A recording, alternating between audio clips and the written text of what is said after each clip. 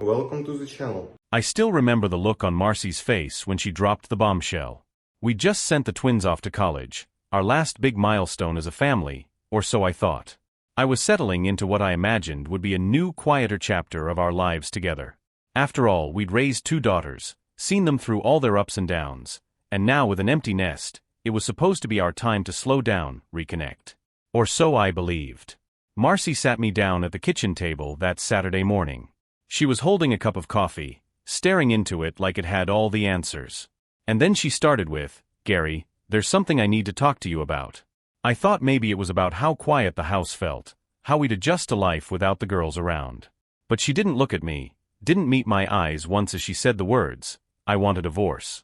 It took me a full minute to process it. I was too stunned to speak, to even think. But then she just kept talking. "I'm in love with someone else," she said, still not looking up. "His name is Clayton. He's more than just some guy. He's a real estate developer, successful, owns properties all over the state. He's what I need." When she finally looked at me, there was a strange, almost triumphant gleam in her eyes. "Gary, I need more than this," she gestured around the room, at the only home our daughters had ever known. She made our life sound like it was a prison sentence. "And by more, you mean him," I managed to say, trying to keep my voice steady. I didn't recognize the person across from me, and that scared me more than anything else. "Clayton gives me the life I deserve. I don't have to worry about bills or rely on a grocery clerk's paycheck to make ends meet." She threw that in, like a knife, straight to my pride. It was as if my steady job, the same job that had paid for everything our family needed, was some kind of crime. But what could I say? This was the woman I'd spent 25 years with, my partner, the mother of my children. And yet, all those years felt meaningless in that moment. The days after that conversation blurred into each other. Marcy didn't waste time. She pushed the divorce papers at me faster than I'd ever seen her move for anything. It was like she'd been waiting for this moment. "You're just going to sign, right?" she asked, the day she brought them over. She'd packed up most of her things by then, her clothes, jewelry, half the dishes. I remember thinking how bare the house felt already. "Guess I don't have much of a choice," I replied, swallowing the knot in my throat. What was the point in fighting it? She'd already left me. The papers were just a formality. "Thank you, Gary," she said, sounding almost relieved, like I'd given her a gift instead of signing away 25 years. "Clayton has a place all ready for me. It's a penthouse. Can you believe it? The whole top floor, with a view of the city." Her face lit up in a way I hadn't seen in years, and it stung. She didn't even try to pretend it was hard on her. Didn't look back once. Just took the life we'd built together, crumpled it up, and tossed it aside. After she left, I sat in that empty house, feeling like a stranger in my own life. With Marcy gone, the house felt hollow. It was the same place I'd lived for years, but suddenly, it didn't feel like mine. Everywhere I looked, there were reminders of her, the blanket she'd knitted last winter, that perfume bottle she'd left behind on her nightstand, her favorite mug with the chipped rim she always insisted on using. Just small things, but each one cut deep. So I started packing things up, one box at a time. The wedding photo on the wall? Packed it away, shoved it to the back of the closet.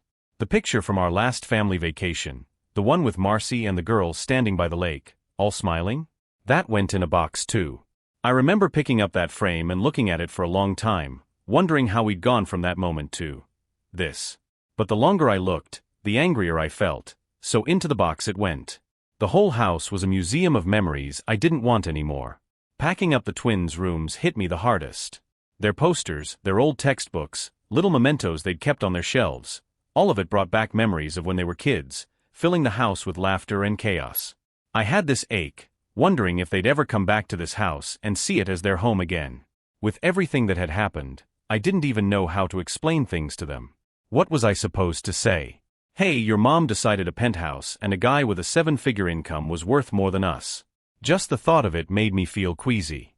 I boxed up the stuff they wouldn't need at college and put it in the attic. But I kept their rooms just as they'd left them, a little messy and full of life. I needed that small reminder of family, even if it was just for me. After a week, I loaded up a bunch of boxes and took them to Goodwill. I dropped off some of Marcy's old clothes, the dishes she'd never liked, the knickknacks she'd scattered around the house. I thought maybe getting rid of her things would help, like I could erase her from my life. But walking back to the car, all I felt was the weight of the past. It hit me that no matter how many boxes I packed or memories I erased, I'd never get back what she'd taken from me. When I got home that night, I sat in our empty living room in the silence, and it just felt hollow. It wasn't my home anymore. It was just a house. A place full of things that used to mean something but didn't have a purpose now. The silence hung over everything, thick and heavy, making me feel like I was living in a stranger's life. Once I'd cleared the house of Marcy's things, I realized I had a decision to make: either keep living in the shell of our old life or move on, find something new. Sitting in the empty house every night was eating away at me, so I made a decision: I was going to sell the place. It hurt, thinking about parting with the home where we'd raised our kids, where I'd imagined growing old. But I knew I couldn't heal in a place that felt haunted by what used to be. I got in touch with a real estate agent, and she came by to do an appraisal. As she walked around, commenting on the kitchen and the size of the backyard, I couldn't help but feel a knot in my stomach. I'd never pictured my life this way, watching a stranger talk about the potential in a home that I'd poured everything into. But I kept my mouth shut and nodded along. This was what had to be done. Once the house was officially on the market, I started taking small steps to rebuild my life. I called up the bank, canceled every joint account we had, and opened up accounts of my own. I'd let Marcy take her share, no questions asked, but I was keeping my independence. It was strangely satisfying, watching each tie to her get cut one by one. Then, with a bit of time on my hands, I started going out more. I'd heard about geocaching from one of the guys at work, and even though it sounded a little silly, I figured, why not? It gave me something to do other than sit around in an empty house feeling sorry for myself. I'd go out on weekends, following clues to hidden spots around the city, just little scavenger hunts with random trinkets inside. But over time, I started finding more than just plastic toys and buttons. I found a coin buried by an old, overgrown path near the park, a 19th century silver dollar, heavy and real. My heart raced when I picked it up. I'd never held anything that felt so valuable. At first, I thought it was a one-time stroke of luck. But the next time I went out, I found another coin, this time a gold piece from the 1800s. Each find felt like a small victory, a reminder that there was still something in this world that could surprise me, something worth searching for. I researched the coins and found a discreet collector's shop in town. The owner didn't ask too many questions, and soon, I had a side income flowing in that Marcy and her penthouse-loving boyfriend didn't know a thing about. With each sale, I felt like I was piecing together a new life, one that was completely my own. For the first time in months, I felt some control, like I was finally steering my life in a direction Marcy would never see coming. I wasn't rolling in wealth, but I was building a safety net, something to fall back on, hidden away where no one could touch it. That's when I decided to take the next step. I opened an offshore account, something I'd never dreamed I'd be doing. It was strange, having a little secret, something valuable that was only mine. I wasn't the same grocery store clerk with his small-town life laid bare for anyone to see. I was building something bigger, a life she'd never get her hands on. And for the first time in a long time, I felt a sense of pride in myself, knowing I was moving forward, leaving her betrayal behind piece by piece. Life started to take on a rhythm, one that didn't revolve around anyone but me. The house was on the market, I had a bit of a financial cushion, and those geocaching trips became my escape. I'd hit the trails with nothing but a map, a flashlight, and the thrill of finding something buried. Most times, it was just little things, a toy soldier here, a rusted pocket knife there. But every now and then, I'd get lucky and find a rare coin, tucked away under rocks or hidden in tree roots. I guess you could say I was addicted to that feeling of discovery. One afternoon, while at a small antique shop where I sometimes sold my finds, I ran into Leticia. She was hard to miss, tall, with an air of quiet confidence that filled the room. I could tell right away she was someone who didn't spend her time poking through dusty shops for random trinkets. But there she was, browsing old watches and rings, and when she caught me looking, she just smiled. She introduced herself, said she was looking for a rare gift for her father. Turns out, Leticia was a businesswoman, owned several properties around town, and was as sharp as they come. We started chatting about antiques, and one thing led to another. Before I knew it, we were sitting at a nearby cafe, talking over coffee like old friends.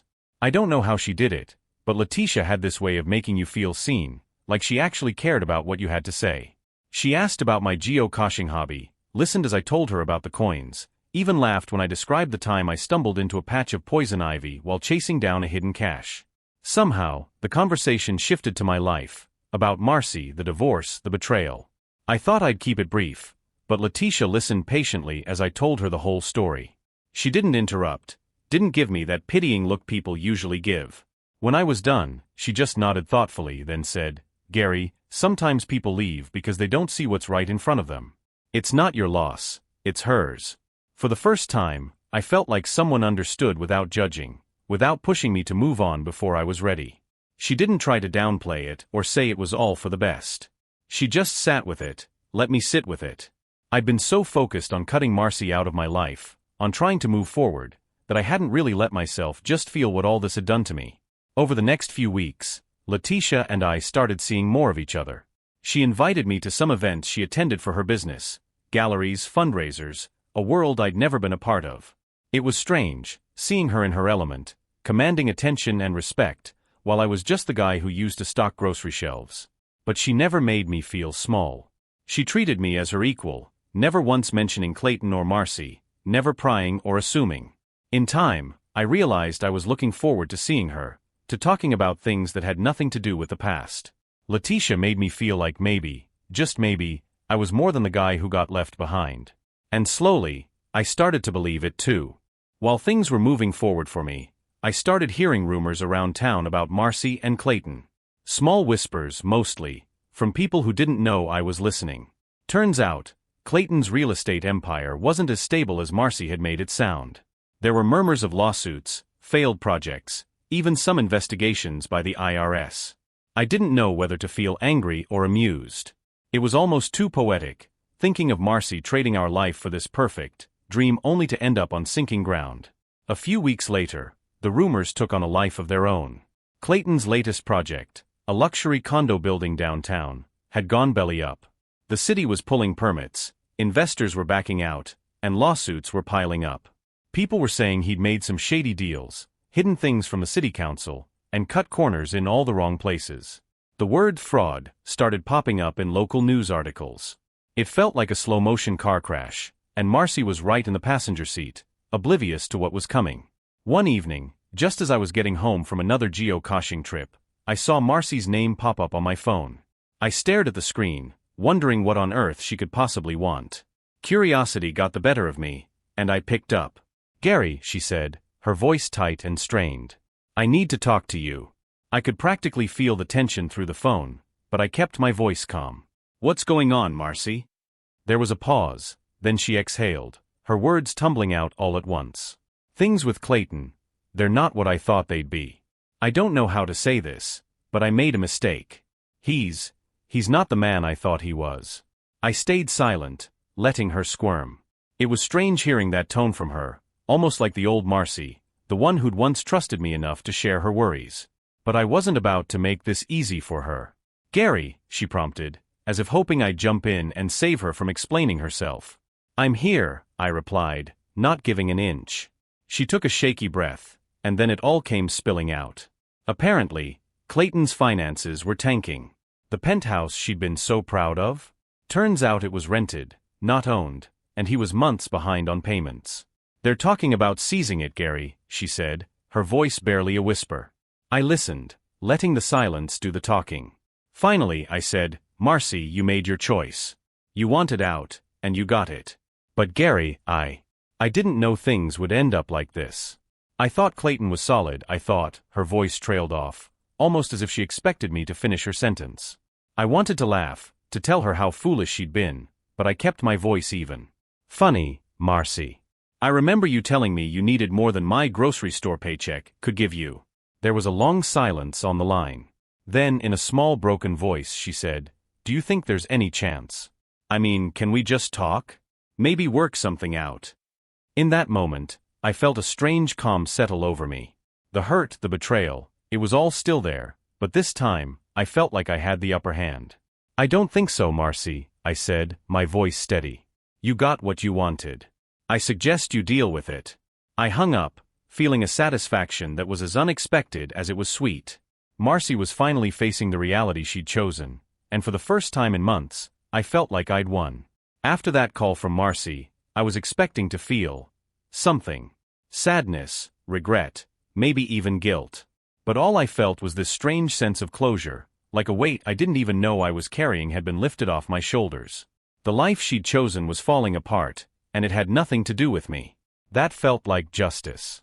A few days later, Leticia and I met up for dinner. We'd started seeing each other more regularly, and every time, it felt easier. She was so different from anyone I'd known. Calm, confident, someone who knew what she wanted and made no apologies for it. She knew my story, but she never brought it up unless I did.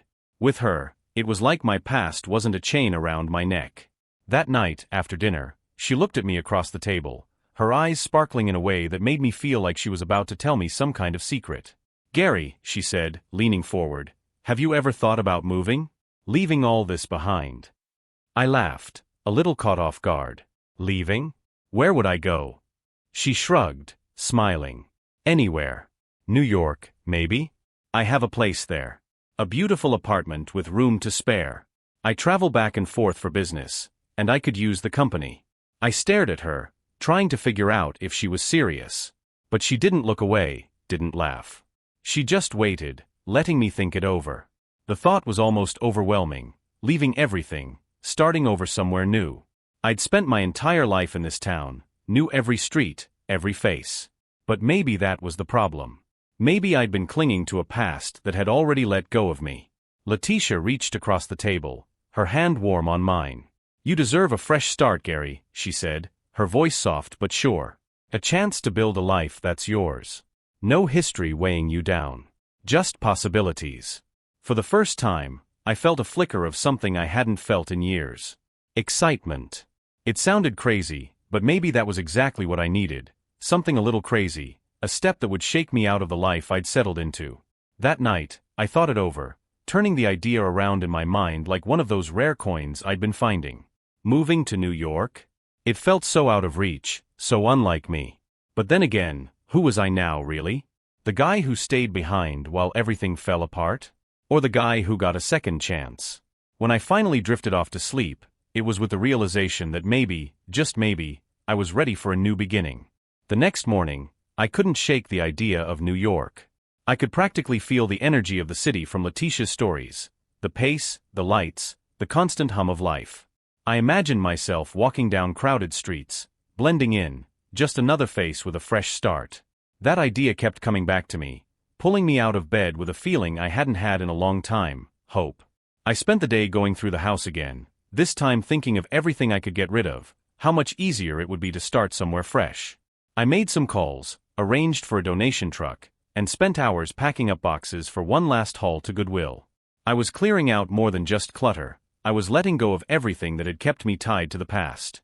The house was practically empty now, with just the essentials left, and I felt lighter every time I shut another box. Later that day, I called Leticia.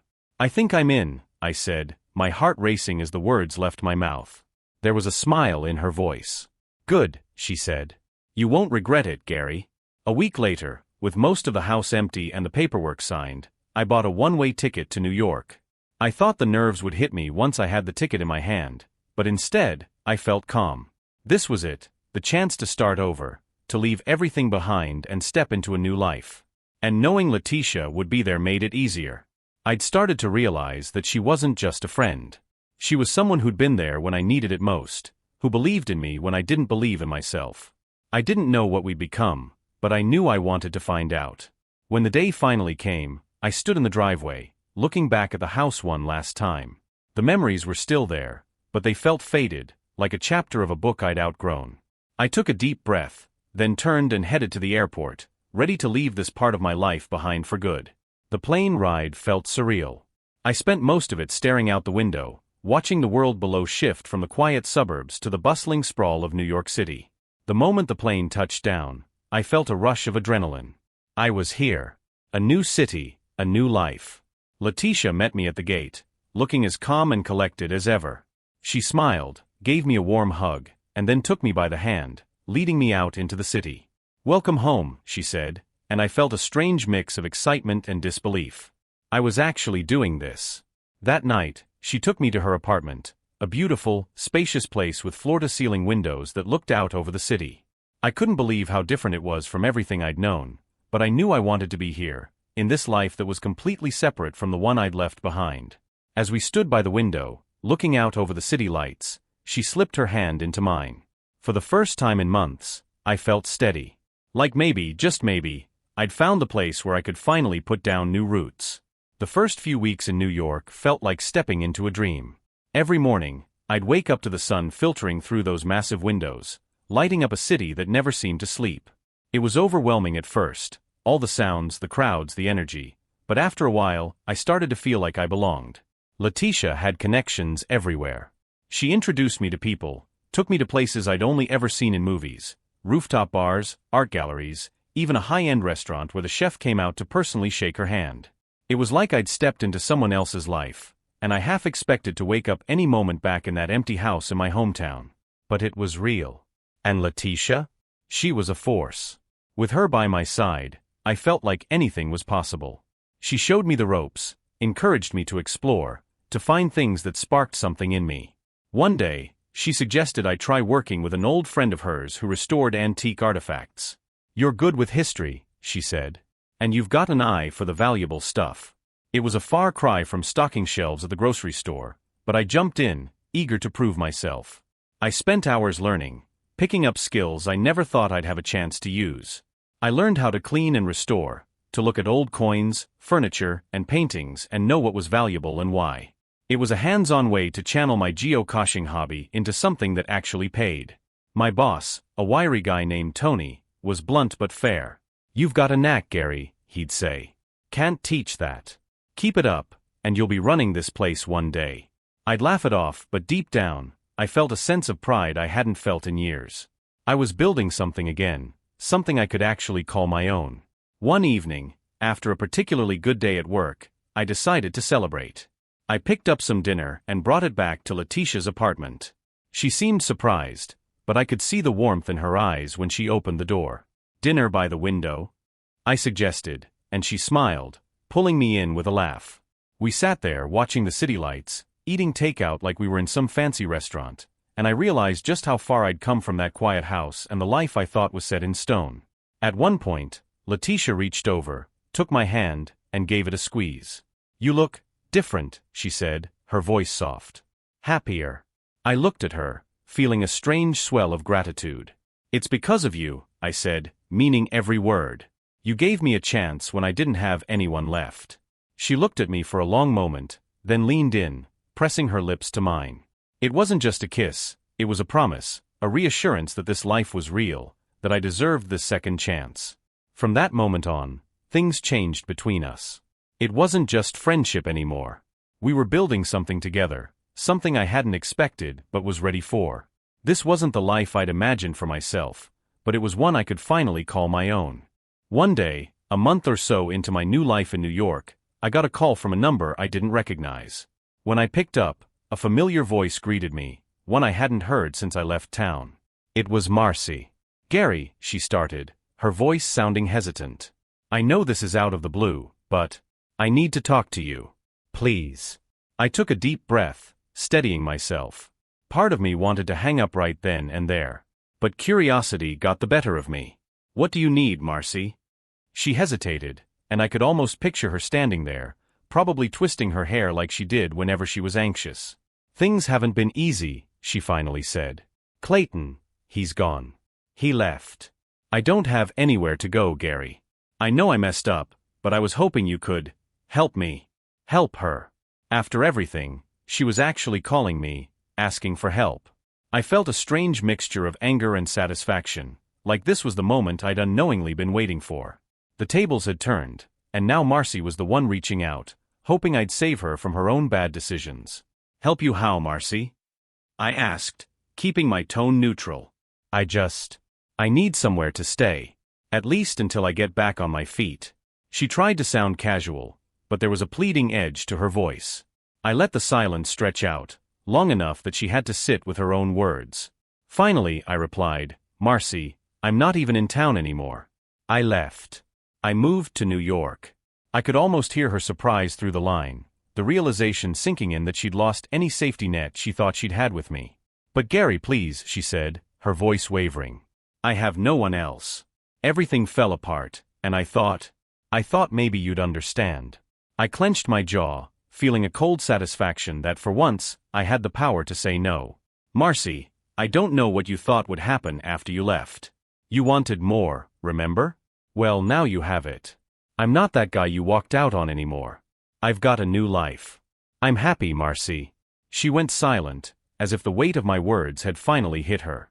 Then, in a small voice, she said, I know I don't deserve it, Gary, but I'm sorry. For a moment, I almost felt a pang of pity.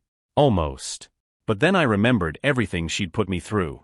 The nights alone, the betrayal, the way she'd looked at me like I was worth nothing. I shook my head, steadying myself. Take care, Marcy, I said, then hung up. When I set the phone down, I felt a strange sense of relief. It was over. She was out of my life, for good this time. I was free to keep moving forward, to keep building the life I'd found here in New York. When Leticia came home that evening, she took one look at me and asked if everything was all right. I told her about the call, about Marcy's plea, and how I'd finally let her go.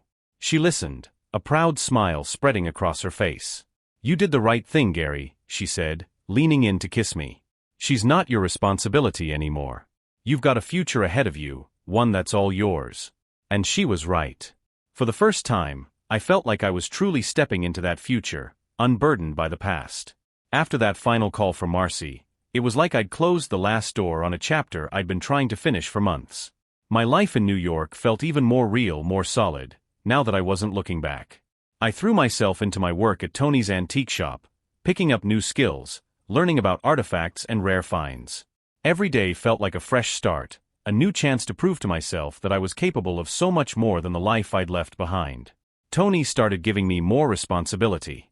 I handled inventory, managed some of the accounts, and eventually started working directly with collectors who came to the shop. He told me he appreciated my eye for detail and my knack for finding treasures in unexpected places. You've got a good head for this, Gary, he'd say, slapping me on the back. Feels like you were made for it. One day, Tony asked me to accompany him to an estate auction upstate. He'd been scouting a few rare items and wanted my input. We spent hours browsing through collections, and I found myself getting lost in it all, the history, the stories behind each piece. It was the kind of thing I'd never thought I'd enjoy, but there I was, picking out valuable items, analyzing bids, feeling like I'd finally found something I was good at. By the time we got back to the city, Tony was grinning ear to ear. Gary, you did well today. You're a natural, he said as we unloaded our finds. I couldn't help but feel proud. For the first time in a long time, I had a purpose, a passion that didn't feel forced or out of reach. That night, I came home to Leticia, feeling lighter than ever. She welcomed me with a warm hug, listening as I told her about the auction and the rare pieces we'd scored. She looked at me with that proud smile, and I realized how much she'd changed my life.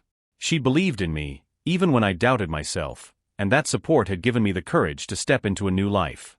Gary, she said after a while, her tone turning serious. I'm proud of you. I always knew you'd find your place here. I took her hand, grateful for every moment we'd shared. I couldn't have done this without you, I said, and I meant it. She'd been my anchor, my guide through the mess of my old life, and now she was part of the future I was building. We spent that night talking about our plans, dreams we hadn't dared to admit to each other before. Leticia shared her vision of expanding her business, of buying a historic property and turning it into a boutique hotel. And for the first time, I could actually picture myself in that future, helping her, building something meaningful alongside her. As the city lights flickered outside, I realized that I was no longer just surviving, I was thriving. This was my life now, one I was proud to live, with someone who made me feel like I was worth every second of it. A few weeks later, just when life was settling into a rhythm that felt good and right, Marcy reappeared. She didn't call this time, she showed up. I was at the antique shop, finishing up an inventory count, when I saw her through the front window. She stood on the sidewalk, hesitant, clutching her purse like it was the only thing keeping her grounded. I took a deep breath, bracing myself, and stepped outside. Gary, she said softly, her voice barely audible over the hum of the city. She looked different, tired, older, like the weight of her choices had finally caught up with her. Marcy, what are you doing here? I kept my voice steady, not giving anything away. I needed to see you. She glanced down, nervously fiddling with her purse strap. Things have been Hard. I didn't know where else to go. Her words barely registered. She looked like a shadow of the woman I'd once known, but I reminded myself that this was the same person who'd thrown our life away for someone else, someone she'd thought was better. Part of me wanted to feel sorry for her, but the other part was filled with the strength I'd found in my new life. "Marcy, you chose this," I said, my voice firmer than I expected. "You left. You got the life you wanted, remember." Her face fell, and for a moment, I thought she might walk away. But she stayed, her eyes pleading. "I know I did, Gary. And I was wrong. I can see that now. Clayton. He was a mistake. A horrible, life-ruining mistake." I crossed my arms, keeping my expression unreadable. "That's not my problem, Marcy. I'm not the same guy who just sits around, waiting for you to come back." She took a shaky breath, a tear slipping down her cheek. "I know I don't deserve anything from you, but can we at least talk? Just for a minute." Against my better judgment, I nodded. We went to a nearby cafe, sitting at a corner table, surrounded by strangers who had no idea of the history between us. She looked down at her coffee, as if searching for the right words, but all she managed was a soft, "I'm sorry." I looked at her, feeling nothing but a dull ache where anger used to be. "Sorry for what, Marcy? Sorry for choosing a guy with a penthouse over me? Sorry for abandoning our family?" She flinched, her hands trembling around the coffee cup. "Yes. For all of it. I was so selfish, so blind to what I had. I thought I deserved more, that you weren't enough. But now I see. I lost everything that mattered." Her words hung in the air, but they didn't have the impact she seemed to expect. I didn't feel the urge to comfort her, to tell her it was all right. Because it wasn't. "I don't know what you thought coming here would accomplish, Marcy," I said, my voice low but steady. "I've moved on. I'm happy now. I'm building a life that you're not part of. You need to accept that." Her face crumpled, and I saw the realization hit her that there was no going back. That this wasn't some temporary setback. She reached out, her fingers brushing mine. "Please, Gary. I know I don't deserve it, but if you ever find it in your heart to forgive me, I'll be here." I pulled my hand away, standing up. "Take care, Marcy," I said, turning to leave. I didn't look back. Walking back to the shop, I felt lighter, like I'd finally let go of any last thread tying me to the past. Marcy was nothing but a memory now, a lesson in what I didn't want, in what I would never settle for again. After that last encounter with Marcy, I felt a sense of finality settle over me. It was like the last loose thread from my old life had been cut, and I was free to embrace the new one I'd started with Leticia. That night, I told her about Marcy's visit. Leticia listened without judgment, her hand resting on mine, her expression a mixture of understanding and quiet pride. "I'm glad you let her go," she said, giving my hand a gentle squeeze.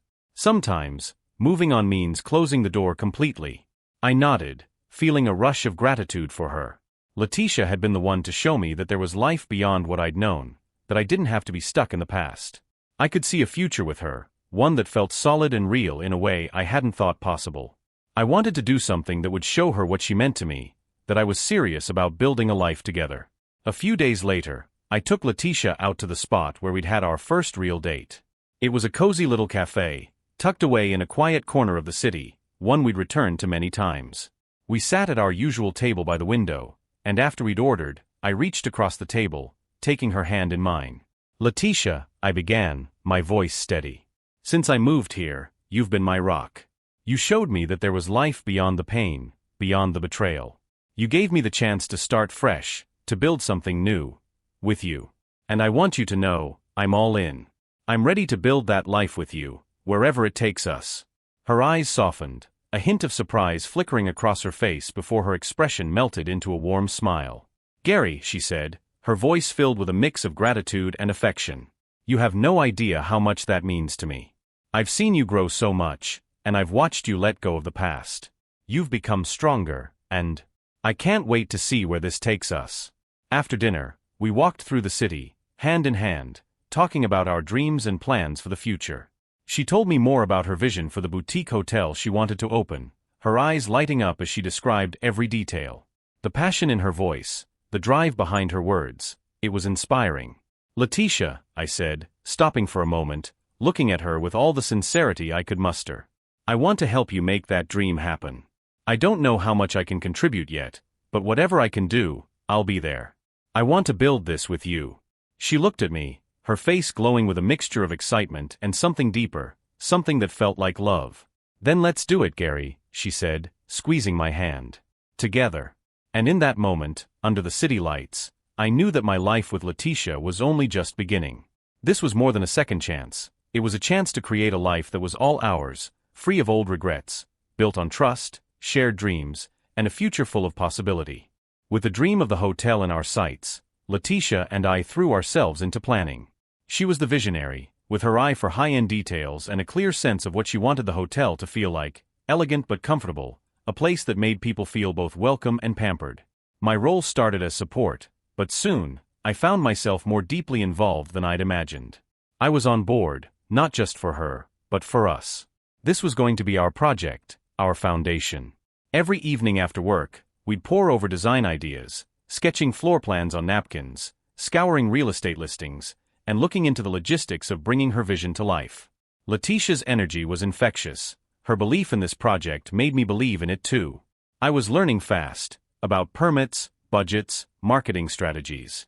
My work at the antique shop had taught me to see value in history and craftsmanship, and now I found myself drawn to properties with character. One night we found it, a historic brownstone just outside the heart of the city, with tall windows, ornate woodwork, and a charm that felt both timeless and warm. We were standing in front of it, in the cool autumn evening, both of us silent as we took it in. I could almost see it as Leticia described, the wide front steps leading to a lobby full of natural light, with original fixtures restored, a library nook by the windows, a rooftop garden overlooking the skyline. "This is it, isn't it?" she asked, her voice barely a whisper. She looked at me with that hopeful expression I'd come to recognize, that light in her eyes that said she could already see the life we were building together. "Yeah, it really is," I replied, squeezing her hand. "This place.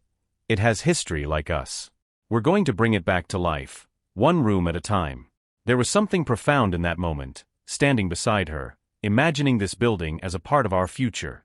I realized that I'd found something deeper than just a second chance. I'd found purpose again, a reason to invest in the future. The next few months flew by as we dove into the process of securing the property. There were inspections, contractors to meet with, zoning codes to navigate. It was like a crash course in an entirely new world. The old Gary, the man I'd been before Marcy left, wouldn't have known the first thing about real estate or renovations. But now, I found myself coming alive in ways I hadn't anticipated. I loved the challenge, the way Leticia and I worked as a team. The night we closed on the brownstone, we celebrated with a bottle of champagne, sitting on the dusty hardwood floor of the lobby as we toasted to the future. The building was empty, still full of echoes from the past, and yet it felt like it was ours already. We sat there, side by side, imagining what each space would look like once it was transformed. Leticia leaned her head against my shoulder, and in a soft voice she whispered, "This isn't just a business to me, Gary. This place. It's something I've wanted for as long as I can remember. And now I get to do it with you." I wrapped my arm around her, feeling her warmth, her dreams melding with my own. "You gave me my life back, Leticia. This hotel, this project, it's a gift to both of us. It's our proof that we can rebuild from anything." She lifted her glass, her eyes shimmering with tears. "To new beginnings," she said, her voice barely above a whisper. "To new beginnings," I echoed, clinking my glass against hers. In that dusty, unfinished room, with only the moonlight and our dreams to guide us, I felt something I hadn't in a long, long time: absolute peace. This life, this love we were building, was one of substance and hope, not illusion. For the first time, I saw myself as someone who deserved happiness, who deserved to look forward without constantly looking back. As we sat there, talking into the night about paint colors, furniture, even the kind of food we'd serve, I realized that what we were really doing was creating a home. Not just for our guests, but for ourselves. The old pain, the betrayal, the life I'd thought was the only one I'd ever have, it was all a shadow now, something that no longer held power over me. Leticia looked up at me, her hand warm in mine, and smiled that soft, genuine smile I'd come to love. "We're really doing this, aren't we?" "Yes," I replied, feeling a quiet pride well up in me. "We're really doing this. And it's going to be everything we've dreamed of." And as we sat there in that empty building, the foundation of our dreams around us, I realized I wasn't just happy, I was home. The months flew by in a blur of renovations, late-night planning sessions, and endless decisions. Slowly, the brownstone transformed from a forgotten relic into something beautiful, alive with all the charm and elegance Leticia had envisioned. Every detail had a piece of us in it: the antique mirrors, the soft lighting in the library nook, the rooftop garden that Leticia had filled with native flowers and lush greenery. It was finally ready. We set the date for the grand opening in early spring, and the anticipation was electric. We sent out invitations to local business owners, friends, and all of Leticia's connections. Even Tony from the antique shop was excited to come, beaming with pride when he heard how far I'd come. I spent that day in a state of disbelief and quiet pride, watching as guests filled the lobby, marveling at the details we'd poured ourselves into. As the evening went on, I stood by the entrance, watching people move through the space, hearing snippets of laughter and conversation. Then Leticia appeared at my side, radiant in a deep emerald dress that seemed to make her glow. She took my hand, a small smile playing on her lips as she looked around the room. "We did it, Gary," she whispered, her voice full of warmth. "This is everything I dreamed it would be, and more." I squeezed her hand, my chest swelling with pride. "And you made it all possible, Leticia. I couldn't have imagined any of this without you." We stood there together, soaking it all in, until Tony walked up, a broad grin on his face. He clapped me on the shoulder, his eyes twinkling. "This is something, Gary. A real work of art. You and Leticia, you two did good." After Tony walked away, Leticia turned to me, her eyes soft. "Gary, I have something for you." She handed me a small box, wrapped in simple paper. Inside was a key, engraved with the initials of the hotel, but it was heavier than the rest. "This is the key to the rooftop garden," she explained, a knowing smile on her face. "I know how much you love the view up there. I thought you might want a quiet place for yourself to think, and to remember how far you've come." I held the key tightly, feeling its weight, its symbolism.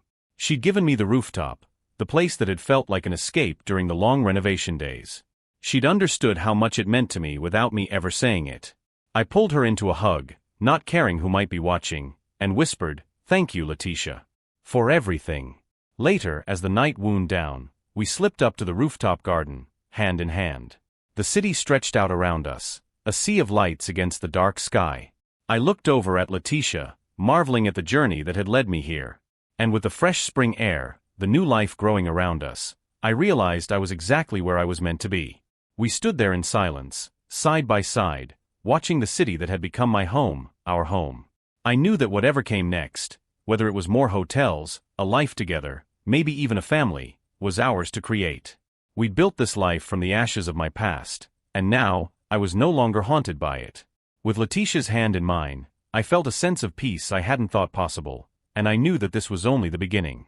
As the first light of dawn began to break over the city, I knew I'd come full circle. Life had thrown me down, but I'd stood back up, and now, standing beside the woman who'd helped me rebuild, I felt ready to take on whatever came next.